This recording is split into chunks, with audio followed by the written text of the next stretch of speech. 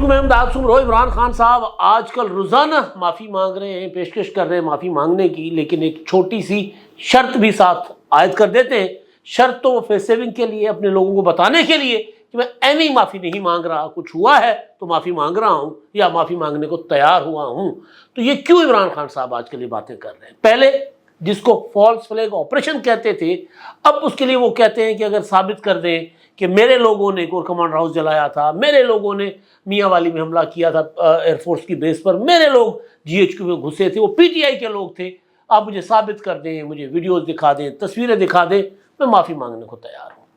یہ کیوں عمران خان صاحب کہہ رہے ہیں؟ یہ خبر تو آپ کو روزانہ مل رہی ہوگی نا کہ جو لوگ عمران خان صاحب سے اڈیالہ جیل میں ملاقات کر کے باہر آتے ہیں، وہ یہی پیغام لے کر سامنے کیمروں کے سامنے کھڑے ہو جاتے ہیں، چاہے وہ عمر ایوب ہوں، چاہے وہ اسد کیسر ہوں، چاہے وہ ان کے کوئی وکیل ہوں، چاہے ان کی بہن علیمہ خان ہوں، یا چاہے ان کا جھنڈا اٹھا کر ان کو سپر ہیرو کر کے پیش کرنے والے سمیع ابراہیم یا عمران ریاض خان جیسے صحافی ہوں۔ لیکن عمران ریاض تو خیر ملاقات نہیں کر کے آتے، سمیع ابراہیم ملاقات کر کے آتے جب اڈیالہ میں کسی مقدمے کی سماعت ہوتی ہے۔ آج بھی سماعت ہوئی 190 ملین پاؤنڈ۔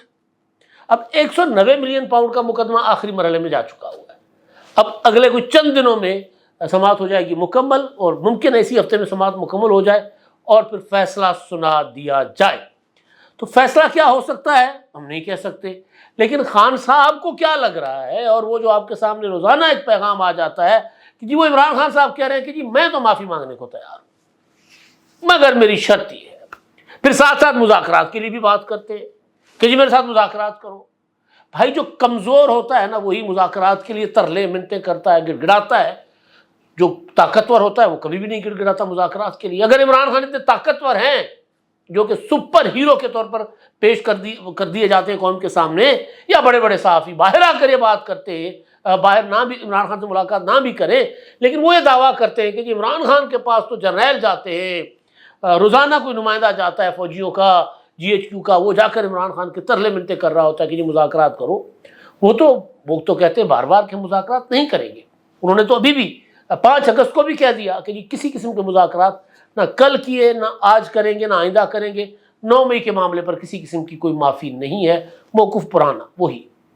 اب ہوا کیا ہے؟ ہوا یہ ہے کہ جی عمران خان صاحب نے آج جب پیغام ان کی بہن باہر لے کر آئی علیمہ خان صاحبہ، تو وہ 1 سال 2 دن ہو چکے عمران خان صاحب کی جیل کو، مبلغ 1 سال 2 دن ٹوٹل۔ اور اب عمران خان صاحب جو ہیں ان کو نظر آ رہا ہے کہ اب معافی تلافی کے علاوہ معاملہ اب نہیں بننا، تو لہٰذا وہ راہ ہموار کر رہے ہیں کہ یار مجھے چند تصویریں دکھا دو جس میں کہہ دوں کہ ہاں جی ہمارے لوگ تھے۔ مطلب اپنا جلانے کی تصویریں، corps commander videos, corps commander house میں جو پہلا بندہ جو دروازہ کھول رہا ہے، جس کو کہا گیا تھا کہ ایجنسیوں کا بندہ ہے، بعد میں اس کا سارا کچا چٹھا لا کر سامنے رکھ دیا گیا تھا کہ یہ تو پی ٹی آئی کا فلاں فلاں بندہ ہے اس ٹائم پر۔ ایک ایک چیز ویڈیوز کی شکل میں 9 مئی کی سماعت کرنے والی عدالت میں پیش کر دی گئی، یہ جو لاہور میں اینٹی ٹیررزم کورٹ میں، جہاں سے عمران خان صاحب کی ضمانت منسوخ ہوئی، مسترد ہوئی۔ تو خان صاحب کو سارا پتہ ہے کہ ثبوت ان کے سامنے آ گئے ہیں، اب وہ معافی مانگ کر جان چھڑوانا چاہ رہے ہیں۔ لیکن کیوں؟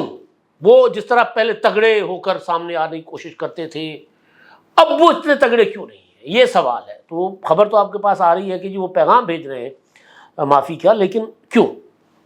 میں آپ کے سامنے اس کیوں کا جواب آپ کے سامنے رکھنے جا رہا ہوں۔ لیکن پہلے جو آج عمران خان صاحب نے باتیں کی ہیں، جو میڈیا رپورٹ کر رہا ہے، کچھ سمیع ابراہیم صاحب نے اپنے ویلاگ میں کیا ہے، باتیں کی ہیں، اس میں انہوں نے کہا تھا کہ جی میں نے تو پرامن کال دی تھی، اور اپنا لیکن اس سے پرامن کال سے پہلے بھی کچھ باتیں تھیں نا۔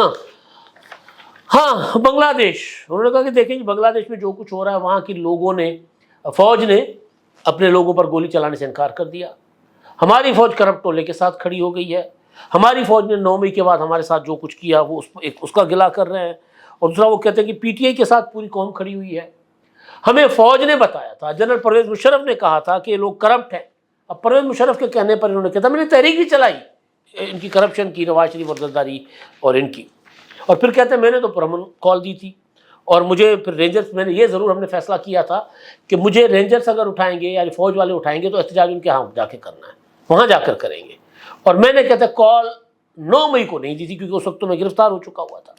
پھر وہ کہتے سی سی ٹی وی فوٹیج لے کر آئیں اور مجھے دکھائیں. کہتے میاں والی کا جو جہاز جلانے والا تھا بندہ، جو وہ تو جہاز تو ایسے نارمل آگ سے نہیں جلتا، اس کے اوپر تو کیمیکل چھڑکا جاتا ہے نا، تو وہ جہاز کیسے جلا؟ تو کہتے وہ بھی ثابت کریں کہ ہمارے لوگوں نے جلایا ہے، سی سی ٹی وی فوٹیج دیں مجھے. تو پھر میں معافی مانگنے کو تیار ہوں. ثابت کریں ہمارے لوگ ہیں تو میں معافی مانگنے کو تیار ہوں. پھر یہ کہتا ہے کہ جی اگر آپ کی D G I S P R کے حوالے سے سوال تھا نا کہ D G I S P R صاحب صرف آپ کی عزت ہوتی ہے، میں ایک عالمی مشہور، پوری دنیا میں مشہور آدمی ہوں، میں پاکستان میں ایک بڑا فلاحی ادارہ چلاتا ہوں، میں پاکستان کا وزیر اعظم رہ چکا ہوں، میں پاکستان کا ایک بڑا لیڈر ہوں، کیا میری عزت نہیں ہے کہ مجھے گھسیٹا گیا، رینجرز نے مجھے گرفتار کیا، سب کچھ گلے شکوے. لیکن پھر وہ کہتے ہیں کہ جی وہ اپنا ہمیں پھنسایا جا رہا ہے اور ہمارے لوگ نہیں تھے.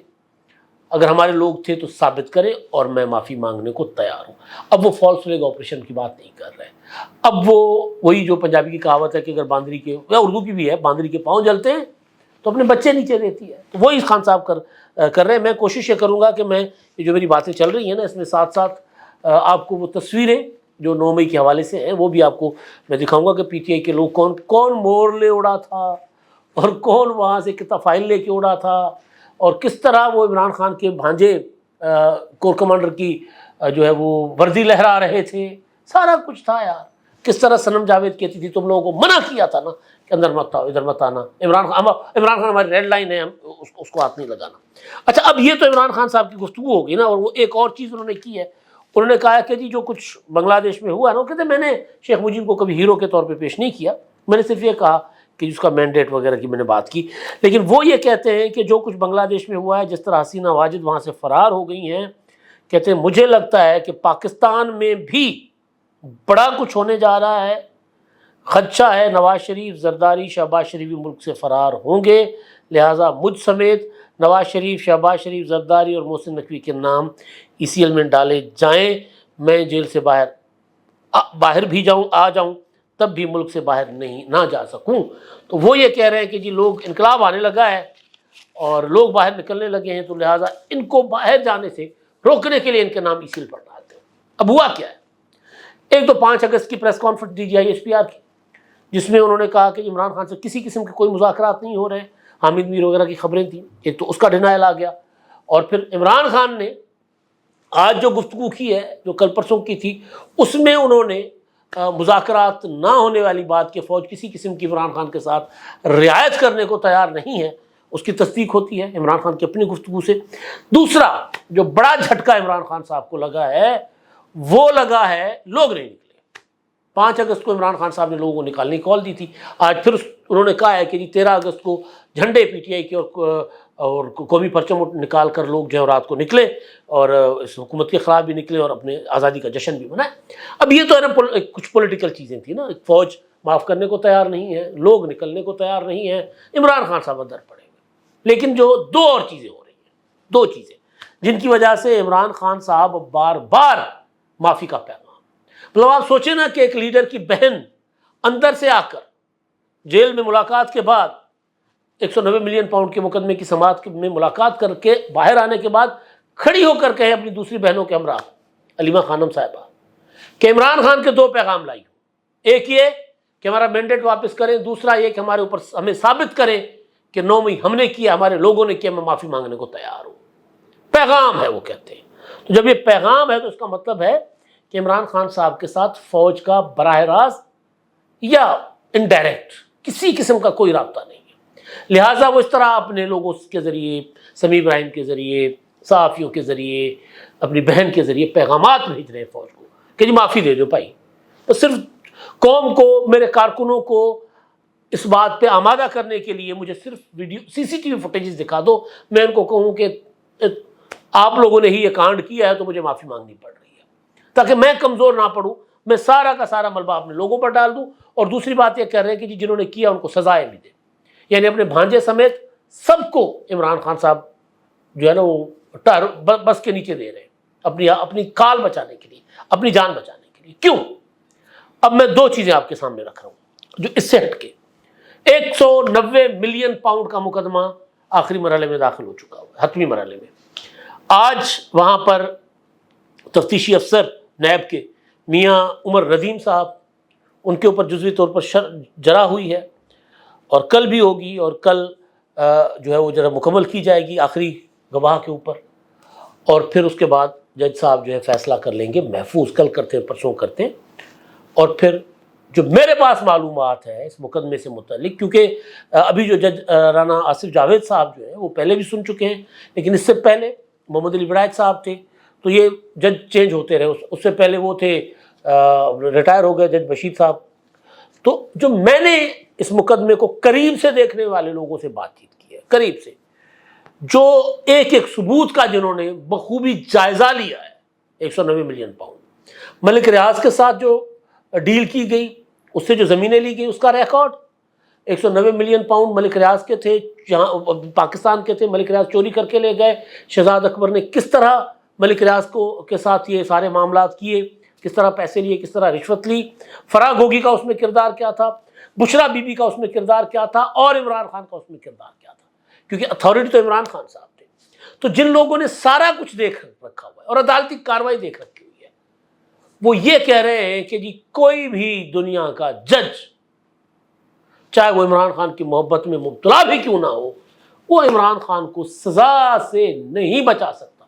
وہ بھی سزا دے گا. یہ ضرور ہو سکتا ہے کہ وہ جج جو ہے وہ فرض کر لیں کہ 14 سال کی سزا بنتی ہے تو 14 سال کی جگہ 10 سال دے دے، 11 سال دے دے، 7 سال دے دے، لیکن سزا ہر صورت ہونی ہے.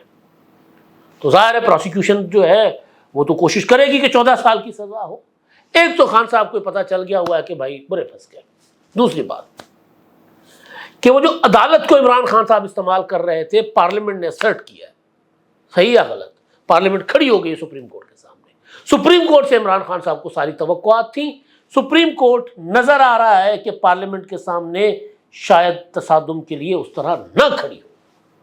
تو اگر وہاں نہیں کھڑی ہوتی سپریم کورٹ، تو جو قانون پارلیمنٹ نے بنایا ہے اس پر صدر کے دستخط کے بعد پھر اسپیکر یا الیکشن کمیشن جو ہے وہ جو مخصوص نشستوں میں لوگوں کو معطل کیا گیا تھا ان کو بحال کر دیں گے.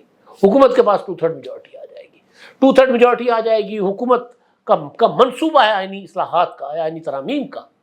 ججوں کی عمر بڑھا دیتے ہیں، چیف جسٹس صاحب کی مدت ملازمت بڑھا دیں، اور پھر اس کے علاوہ ایک اور چیز سپریم کورٹ کی اسٹرینتھ بڑھا دیں کہ جی 25 کر لیں، 23 کر لیں، 24 کر لیں، وہ کر لیں.